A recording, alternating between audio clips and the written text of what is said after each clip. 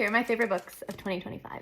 This was probably my favorite reading year because I went super out of my comfort zone and discovered so much about myself in the process and about my taste in books. I also discovered some all-time favorites. Anyway, here are the books. At number 4, we have August Blue by Deborah Levy, which was definitely the most surprising read for me this year. This is a book I never would have picked up in the past because it's so much about character and interiority instead of being plot driven. It's about a concert pianist who at the height of her career decides to walk off stage in the middle of a performance, which I read on the back and I thought was really intriguing. This book felt like a fever dream. It's really slow and atmospheric and nothing really happens, but it really struck a chord with me and I found this to be very enjoyable. It also mentions classical music that you can listen to as you're reading, which was really cool. At number 3, we have The Safekeep by Yael van der Wouden? I'm not sure. I devoured this book.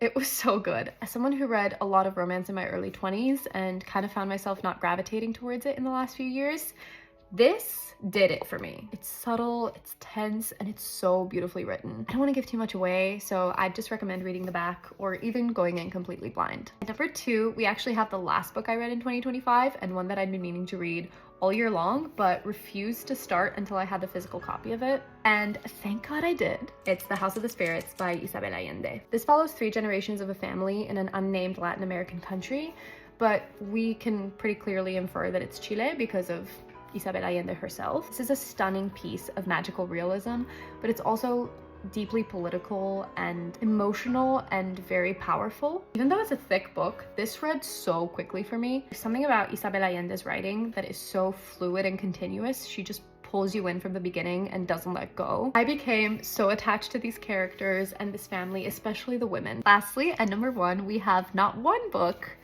but 4. I'm of course talking about My Brilliant Friend by Elena Ferrante, or The Neapolitan Quartet. This has become my favorite series of all time. I honestly can't think of any other piece of literature that has impacted me as deeply as this one. If you don't already know, this follows 2 girls from Naples all the way from childhood to old age. Yes, it's about female friendship, but it's also about so much more. Ambition, class, motherhood, jealousy, love, and basically everything it means to build a life as a woman. Ever since I finished the series, I've been chasing the same feeling in other books and all of them have fallen short. I think I just have to accept that these books are one of a kind, and until something more impactful comes along, this is it for me. I think everyone should read these books, especially if you're a woman. Let me know what you loved reading last year and if you have any recommendations for me. Bye!